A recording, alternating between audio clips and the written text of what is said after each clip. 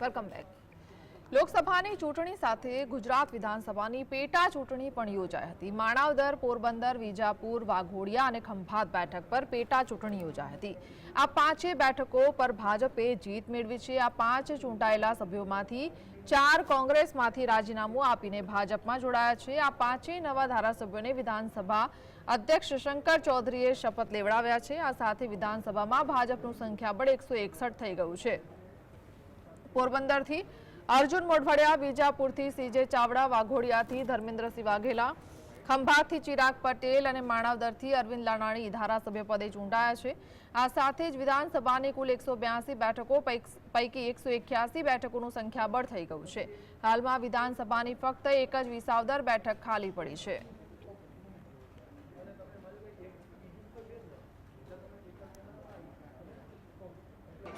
पांच धारासभ्योए शपथ लीधा है। अरविंद लाडाणी है, આપણે સીધા તેમની સાથે વાત કરીશું। અરવિંદભાઈ, શું કહેશો? શપથ લીધા છે, હવે કયા પ્રકારની કામગીરી? જે રૂટીન કામગીરી ધારાસભ્ય તરીકે કરવાની હોય એ કરવાની રહેશે। એ કે પ્રથમ કામની પ્રાથમિકતા કયા પ્રકારની રહેશે અને કયા પડકારો સામે રહેશે? જે વણઉકેલ પ્રશ્નો ઘણા બધા જે હોય છે, ગામડાના રસ્તાના, અમારે ત્યાં 2 નદી છે, ભાદર અને ઓઝત, અને ઊંડી પોડી કરવાને આ કામની પ્રાયોરિટી રહે। ભારતીય જનતા પાર્ટીમાં જોડાયા, ધારાસભ્યની ચૂંટણી લડ્યા અને વિજેતા બી થયા। કયા વિકાસના કામોને નજરે આવ્યું ત્યારે ભારતીય જનતા પાર્ટીમાં જોડાયા? જનરલ તમામ મારા વિસ્તારમાં 3 તાલુકા આવે છે, વંથલી, મેંદરડા અને માણાવદર। ત્રણેય તાલુકામાં જે ખૂટતી સુવિધા છે એને કરવા માટેનો પ્રયત્ન રહેશે। પ્રાથમિકતા કયા કામને પ્રથમ આપશો? પ્રાથમિકતા મારી રોડ, રસ્તા અને બંને નદી ઊંડી પોડી કરવાની। ચિરાગ પટેલ જે ખંભાતના ધારાસભ્ય તરીકે વાત કરીશું। ચિરાગભાઈ, શું કહેશો? આજે શપથ લઈ લીધા છે, વિકાસના કામો કઈ વ્યક્તિ ચાલશે હવે? ખંભાત વિધાનસભાના મતદારોએ જ્યારે જંગી બહુમતીથી જીતાડી અને મને વિધાનસભામાં મોકલ્યો છે, ત્યારે આવનારા સમયમાં ખંભાત વિધાનસભાના લોકો માટે બને એટલા તમામ પ્રયત્નો કરી અને વધુમાં વધુ મારા વિસ્તારના વિકાસના કાર્યો કરવા માટે સરકારશ્રીમાં ધારદાર રજૂઆત કરી અને ખૂબ વિકાસના કાર્યો મારા વિસ્તારમાં કરીશું। પ્રથમ પ્રાધાન્ય કામને કયું આપશો અને કયા કયા પડકારો છે આપની સામે?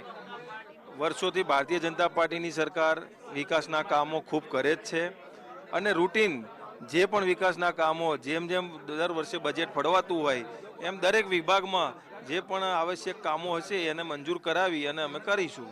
આવનારા મહિનામાં મંત્રીમંડળનું વિતરણ થવાનું છે ફરીથી, આપનું નામ પણ ચાલી રહ્યું છે, શું કહેશો? વાતમાં તથ્યતા કેટલી? ભારતીય જનતા પાર્ટીના 161 ધારાસભ્ય છે, 161 મંત્રી જ કહેવાય। ભારતીય જનતા પાર્ટીની સરકાર છે પંચાયતથી પાર્લામેન્ટ સુધી, એટલે એક વ્યવસ્થાના ભાગરૂપે દરેકને મિનિસ્ટ્રી આપતા હોય છે।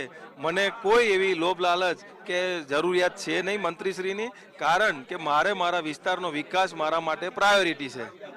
મહત્વની વાત છે કે આજે શપથ લઈ લીધા છે, પરંતુ વિકાસનું કામ જે છે, વિકાસનો વેગ જે છે તે યથાવત રહેશે તેવું ધારાસભ્ય સુનિશ્ચિત છે તે કહેવું છે। કેમેરામેન સરોલ્લી સાથે જતીન બારોટ।